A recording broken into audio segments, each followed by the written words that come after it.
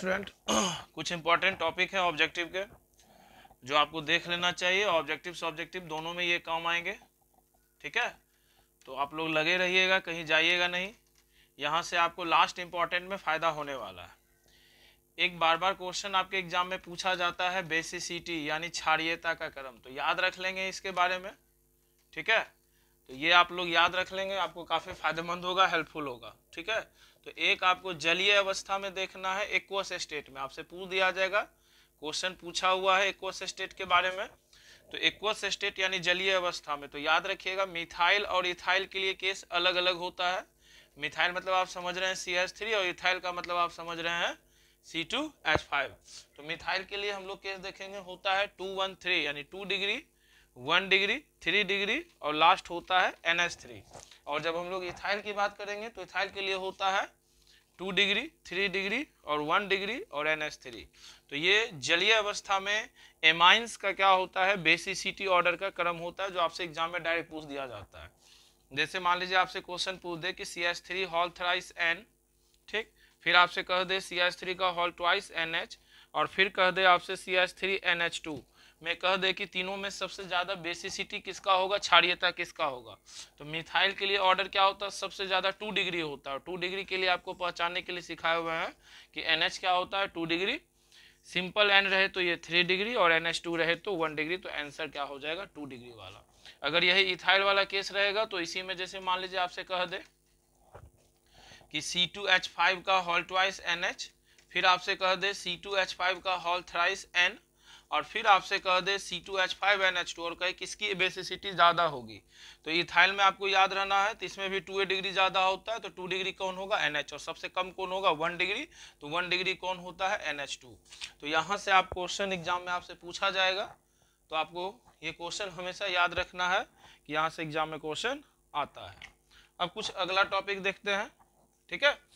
तो इस टॉपिक से आप प्रश्न संभाल लीजिएगा, क्योंकि आपसे पूछा जाएगा, तो एक बार खाली देख लीजिए जो टॉपिक आपके लिए इंपॉर्टेंट है, एक बार हम चर्चा कर देते हैं, ठीक है। तो ऑब्जेक्टिव सब्जेक्टिव यहाँ से दोनों फायदेमंद होगा।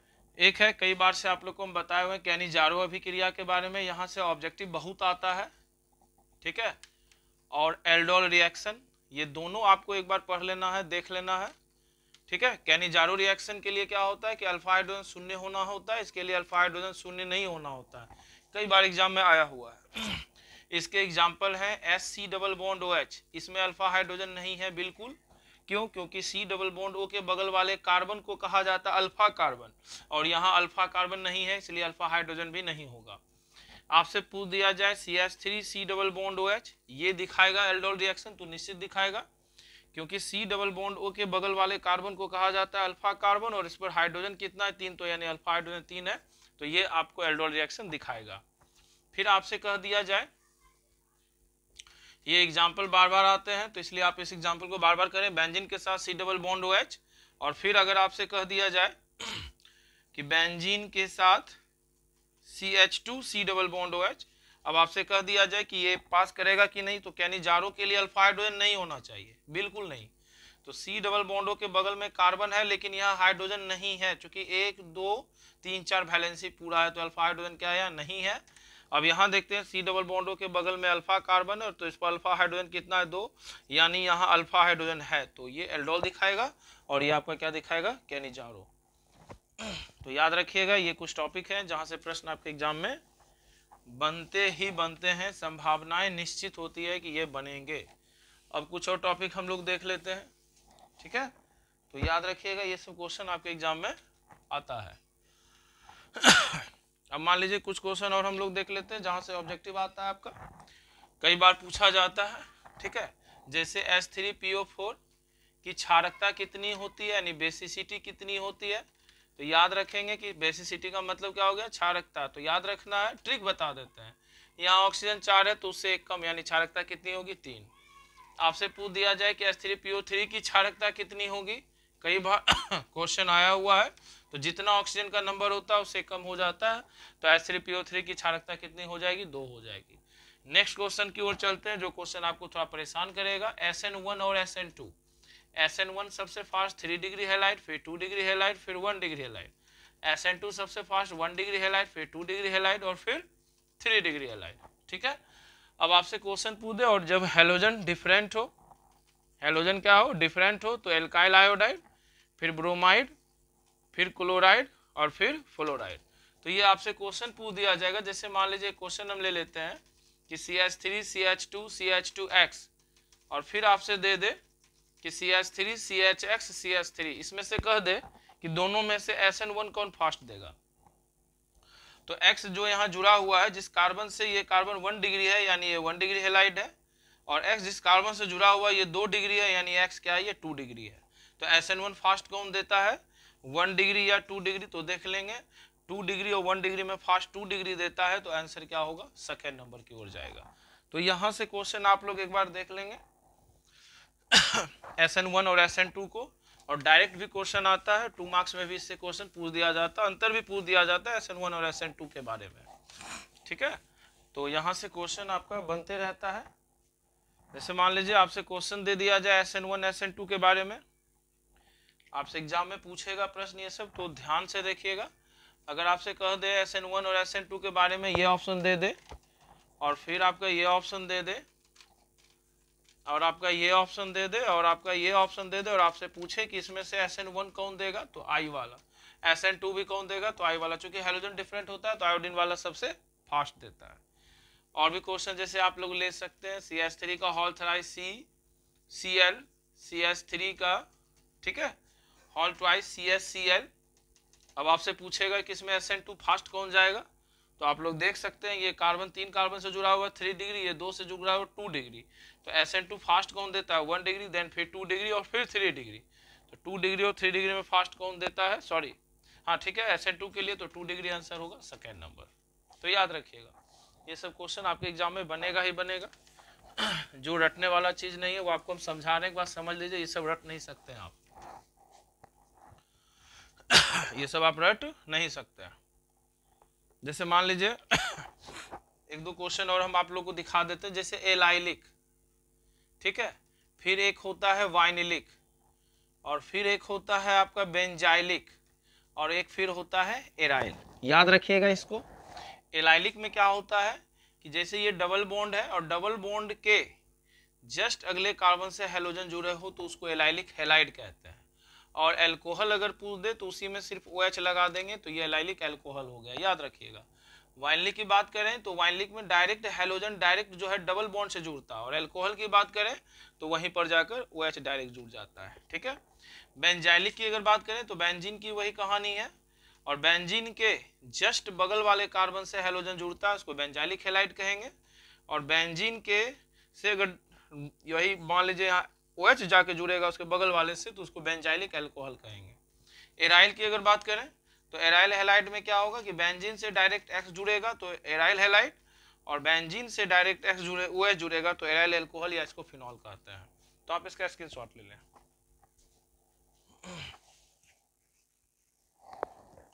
आप इसका स्क्रीनशॉट ले लें, एक दो क्वेश्चंस इस पर हम आपको करवा देते हैं। ठीक है, तो तैयार रहिएगा,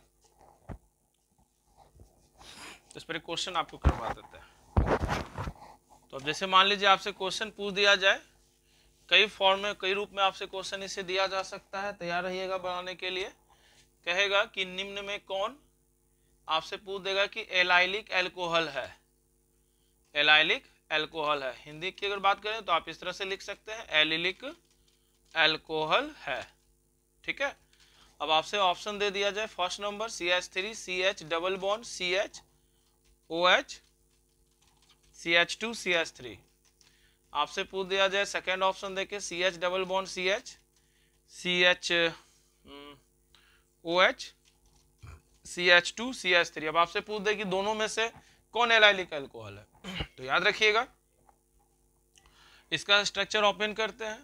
तो CH3 CH double bond CH, H के साथ क्या है OH, ठीक है, और यहाँ क्या है CH2 और यहाँ क्या है CH3। माफ कीजिएगा एक हाइड्रोजन नहीं होगा। ठीक, अब ये क्या हो गया आपका, ठीक है, ये हाइड्रोजन नहीं होगा। अब आपका ये क्या हो गया, C डबल बॉन्ड से डायरेक्ट OH जुड़ा हुआ है तो ये क्या होगा वाइनिलिक एल्कोहल। क्या होगा ये वाइनिलिक एल्कोहल। सेकेंड वाले स्ट्रक्चर को ओपन करते हैं, CH3 CH double bond CH CH OH और CH2 CH3। अब देखिए C डबल बॉन्ड C के जस्ट बगल वाले कार्बन से OH जुड़ा है, तो इसको कहेंगे हम लोग एलाइलिक एल्कोहल। तो आपका आंसर क्या हो जाएगा? Second number. तो आप यहाँ से प्रश्न इस प्रकार से कर सकते हैं।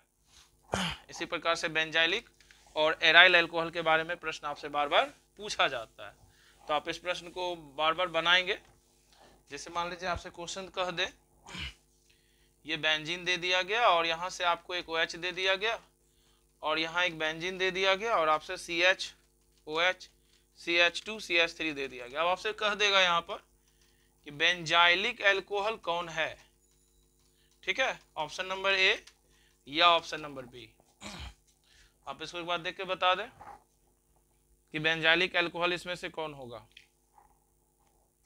तो निश्चित रूप से बेंजाइलिक एल्कोहल ये होगा, चूंकि बेंजीन के आप देख सकते हैं ये बेंजीन है और बेंजीन के जस्ट बगल वाले कार्बन के साथ HOH है, फिर CH2 है, फिर CH3 है। तो बेंजीन के जस्ट बगल वाले कार्बन से OH जुड़ा हुआ है, तो यही आपका क्या हो गया? बेंजाइलिक एल्कोहल हो गया। ठीक है, तो आप इस तरह के क्वेश्चन को करते रहें ताकि आपसे एग्जाम में प्रश्न बनते रहे। फिर आपसे क्वेश्चन बहुत ज्यादा पूछा जा रहा, डिप्रेशन इन फ्रीजिंग पॉइंट किसका ज्यादा होता है? ठीक है, यानी हिमांक अवनमन किसका अधिक होता है? बहुत बार ये प्रश्न देख रहे हैं हम लोग, हिमांक अवनमन अधिक किसका होगा? ऑप्शन आपको बार बार यही दिया रहता है, K2SO4, अगेन NaCl, यूरिया और एक होता है ग्लूकोज। इसमें आपको ये क्वेश्चन बार बार रिपीट हो रहा है, तो इस क्वेश्चन का आप जवाब आप लोग दें कि इसका आंसर क्या होगा। तो डिप्रेशन इन फ्रीजिंग पॉइंट की अगर हम लोग बात कर लें, हिमांक अवनमन किसका अधिक होगा, तो आंसर होगा K2SO, जो सबसे ज्यादा आयन में टूटेगा। 2+ और एक आयन यहाँ, तो 2 एक टोटल 3 आयन में ये टूट रहे हैं, तो आंसर होगा K2SO4। ये 2 आयन में टूट रहा है, Na और Cl एक एक आयन, ये टूटेगा ही नहीं, ये टूटेगा ही नहीं। तो जिसके जितने ज्यादा आयन्स ब्रेक होंगे वही आंसर होगा। तो याद रखिएगा कि डिप्रेशन इन फ्रीजिंग पॉइंट किसका सबसे ज्यादा होगा? K2SO4 का ज्यादा होगा। किसका होगा? K2SO4 का ज्यादा होगा। और कुछ क्वेश्चन हम लोग देख लेते हैं, जो क्वेश्चन आप लोग को बार बार आता है। जैसे राउल्स लॉ क्या होता है? P बराबर P0x। हेनरी लॉ क्या होता है? P बराबर KHX। ये याद रखिएगा आप लोग। राउल्स लॉ हो गया, ये कौन सा लॉ हो गया? ये राउल्स लॉ हो गया। और ये कौन सा लॉ हो गया? हेनरी लॉ हो गया। एग्जाम में इस सबसे प्रश्न आता है। जैसे मान लीजिए आपको याद होगा SCC, BCC और FCC में कोऑर्डिनेशन नंबर याद रखिएगा 6, 8 और कितना होता है? 12 होता है। कितना होता है? 6, 8 और 12 होता है, ये आपको पता होना चाहिए। SCC में एटॉमिक नंबर कितना होता है? तो आपको पता होगा 1। BCC में कितना होता है? 2। FCC में कितना होता है? 4। पैकिंग एफिशिएंसी की बात करें तो SCC 52.33%, BCC की 68%, FCC में कितना होता है? 74%। और रिक्ति अगर निकालने के, वॉइड निकालने के, तो 100 में घटा देंगे, ये आपका वॉइड निकल जाएगा। ठीक है, तो ये सब क्वेश्चन को आप लोग देखते रहें, काफी बेहतरीन प्रश्न है ये सब। ठीक है, आपके एग्जाम में छपेगा, निश्चित रूप से छपेगा। ठीक है, तो ये सब क्वेश्चन आप लोग देखते रहें। थोड़ा सा एक क्वेश्चन आप और देख लें, इलेक्ट्रॉनिक कॉन्फ़िगरेशन आप लोग बराबर बना लेना, क्योंकि इलेक्ट्रॉनिक कॉन्फ़िगरेशन खींचने के लिए दे देता है। ठीक है, तो आपको मुद्दे भी बताए थे, ट्रिक याद रख लेना। स्कूटर, टीवी, कार में फेंको नहीं तो कुबर जान जाएगा। तो स्कूटर का ये 21 होता है, ये 22 होता है, एटॉमिक नंबर ये 23, ये 24, ये 25, ये 26, ये 27, ये 28, ये 29 और ये 30। स्कैंडियम की अगर बात कर ले तो ये 3D14H2, ये कितना होगा? 3D24H2, ये कितना होगा? 3D3, सॉरी इसमें आना है, ये कितना होगा? 3D34H2। ये एक्सेप्शन है, होना चाहिए था 3D4H2, बट एक इलेक्ट्रॉन यहाँ से ले लेगा, ये हो जाएगा 3D5 ये कितना हो जाएगा भाई? 3D4H2 के बाद 3D5 ये हो जाएगा 3D6 ये हो जाएगा 3D7 ये हो जाएगा 3D8 नाउ कॉपर क्या होना चाहिए था? 3D9 लेकिन इसे एक इलेक्ट्रॉन ले लेगा, ये हो जाएगा 3D10 और ये हो जाएगा 3D10 तो याद रखिएगा, इसको फर्स्ट ट्रांजिशन सीरीज भी कहा जाता है। क्या कहा जाता है? फर्स्ट ट्रांजिशन सीरीज भी कहा जाता है। तो आप इसको एक बार अच्छे से देख लेंगे। प्रथम संक्रमण श्रेणी के तत्व इसको कहा जाता है। क्या कहा जाता है? प्रथम संक्रमण श्रेणी का तत्व कहा जाता है। एग्जाम में क्वेश्चन आता है, इसको आप मिटा देते हैं, आप लोग ट्रिक याद रख लीजिएगा। ठीक है, तो ये सब आपसे एग्जाम में आता है, प्रश्न बनता है, यहाँ से काफी मात्रा में ये सब प्रश्न पूछे जाते हैं। ठीक है, आपसे अगर प्रश्न पूछे तो आप इसको बना दीजिएगा। मान लीजिए आपसे दे दे हेक्सेन का आइसोमर्स ड्रॉ करने, तो याद रखिएगा हेक्सेन का 5 आइसोमर्स होता है, याद रखना है। तो हेक्सेन के कौन कौन आइसोमर्स, 1 2 3 4 5 6, फिर क्या होगा 1 2 3 4 5 के बाद यहाँ, और फिर कितना होगा 1 2 3 4 5 के बाद यहाँ, फिर क्या होगा 4 पर से ले लो भाई, हेक्सेन है कार्बन, 2 कार्बन हो गया। ठीक है, और 4 2 6 हो गया, 1 2 3 4 5 6 हो गया, एक थर्ड पर से हो गया। अब उसके बाद एक आप ऐसे कर दो, ये आप हेक्सेन के 5 आइसोमर्स हो गए। इसी प्रकार से आपके C4H9Br के आइसोमर्स ड्रॉ करने के लिए कहेंगे, तो 4 कार्बन लेंगे, एक बार यहाँ Br ड्रॉप करेंगे, फिर एक बार Br का ड्रॉप करेंगे, सेकेंड पर करेंगे, फिर 4 से 3 कार्बन पे आएंगे, एक बार यहाँ Br ड्रॉप करेंगे, फिर यहाँ से एक बार Br यहाँ ड्रॉप करेंगे, तो ये आपके कार्बन हो गए C4H9Br के आइसोमर्स हो गए। तो आइसोमर्स याद रखिएगा, काफी एग्जाम में आता है, तो इस टॉपिक को आपको एक बार देख लेना है कि आइसोमर्स क्या होता है। ठीक है, तो यहाँ से क्वेश्चन बनेगा आपका। ठीक है, चलिए, तो ये सब कुछ कुछ टॉपिक है जो आपको देख लेना चाहिए।